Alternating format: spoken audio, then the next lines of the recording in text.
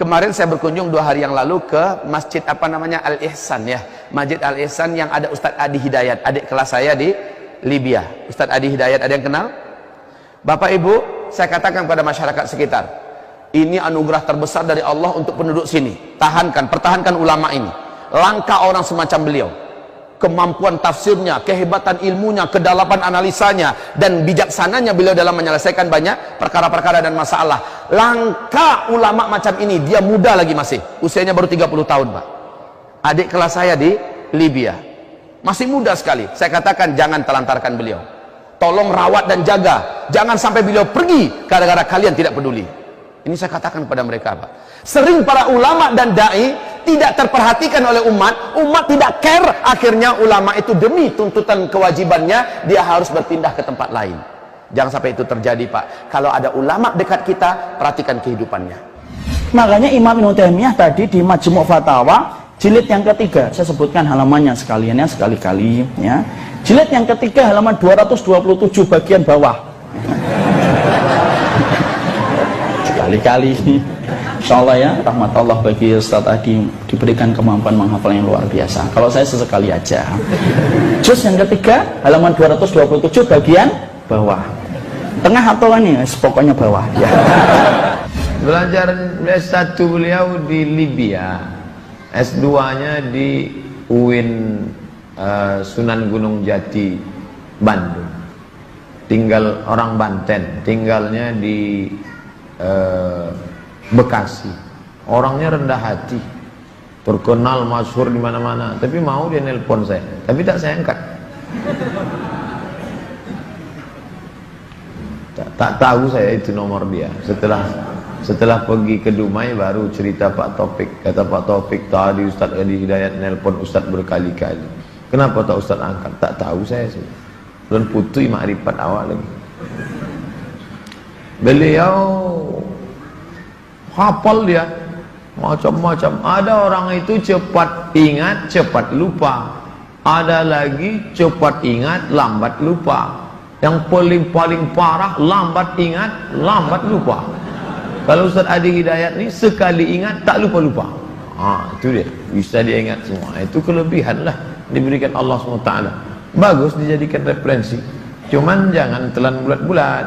Kalau ada yang tak sesuai, tengok juga pendapat Buya Yahya. Komparasi. Sekarang enak sekali ngaji. Tengok pendapat Ustaz Adi Hidayat, bandingkan dengan pendapat Buya Yahya. Tengok pendapat Ustaz Idrus Ramli. Tengok pula dari NU Garis Lurus. Nah, itu ngaji. Kalau ulama mujtahid, dia berijtihad berdasarkan ayat-ayat hadis, ayat hadis. Mereka ahli mujtahid. Kita enggak. Pendapat ulama ini kita ambil ini. Berijtihad. Cerdas kita lama-lama membandingkan pendapat-pendapat orang-orang alim, insyaallah. Colokan listrik iman adanya di masjid. Sehingga kalau kita sehari ngerasa iman kita lagi drop, kita harus langsung mencari booster iman. Dan tidak harus booster saya. Ini modus karena jarang nge-upload nih. Bisa ada Ustadz Abdul Somad yang ilmunya lebih banyak daripada saya. Bisa ada Ustadz Adi Hidayat. Di sini ada Ustadz Aditya. Ada banyak ustadz-ustadz yang hebat, yang ilmunya luar biasa, yang kalau kita dengar walaupun cuman lewat Instagram atau YouTube, insya Allah itu ngecas iman kita. Alhamdulillah ikhwani fillah rahmati Allah. Tadi zuhur saya mendapatkan pesan singkat di WhatsApp saya. Lalu kemudian menyampaikan begini, Ustadz Adi Hidayat dari kemarin mencoba menelpon antum nggak bisa-bisa. Saya langsung mencelos kemudian jantung saya. Lalu saya mikir begini, Ustadz, ini saya kemarin salah ngomong apa gitu. Sampai kemudian saya dipanggil kemari. Karena memang alhamdulillah saya menerima banyak sekali nasihat daripada beliau, menerima banyak sekali ilmu daripada beliau. Alhamdulillah pada hari ini bisa berjumpa dan kemudian menimba nasihat itu lagi. Karena saya pikir saya salah apa ya semalam ya gitu kan, yang ngomong di ILC itu ya.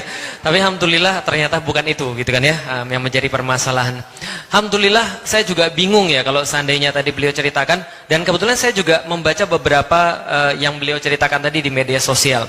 Ada yang mengkritik beliau gitu ya, terus kemudian diajak debat gitu ya. Sorry saya harus menyampaikan satu hal. Saya tuh sering ngomongin beliau ketika lagi beliau nggak ada, Tapi insya Allah ngomonginnya yang baik gitu ya. Kita tuh kemarin ngomong begini, berani-berani ya ada orang mau mendebat Adi Hidayat ya. Lah kalau saya tuh mau debat ke Adi Hidayat itu ya, saya pikir saya lebih deg-degan ketemu dengan Ustaz Adi daripada kemudian kemarin di acara. Lah kenapa? Karena kalau seandainya ketemu yang kemarin nggak ada masalah. Kalau misalnya debat sama Adi Hidayat itu ya, baik kita mulai acara debatnya. Beliau mungkin bilang, Assalamualaikum warahmatullahi wabarakatuh. Makasih Ustaz, saya sudah paham. Mohon maaf. Jadi artinya alhamdulillah ya. Jadi memang ajaib, memang mungkin pengetahuannya luar biasa ya, sehingga beliau kemudian berani kemudian untuk berdebat tadi. Tapi kita hargai, bagaimanapun juga banyak orang yang mencari cara bagaimana caranya bisa lebih bagus daripada Ustaz Adi Hidayat. Dan itu adalah sesuatu yang baik di Indonesia insya Allah. Dan saya pun sering juga mencari apa sebenarnya yang saya bisa lebih hebat daripada Ustaz Adi Hidayat. Kalau hafalannya kita pikir tidak usah diragukan ya, posisi dan sebagainya. Walaupun saya juga mengatakan, loh emang saya nggak bisa, saya juga bisa. Katanya kanan atas itu Mikitarian, ya, tengah atas Lukaku, itu ya jelas ya. Nah, tapi ternyata beliau juga tahu lebih banyak daripada saya soal bola gitu kan. Jadi saya juga mau nyerah. Akhirnya setelah saya cari-cari, ada satu hal yang insya Allah saya lebih tahu daripada beliau, dan beliau nggak mungkin lebih tahu daripada saya. Apa itu? Rasanya babi gimana? Jadi gitu.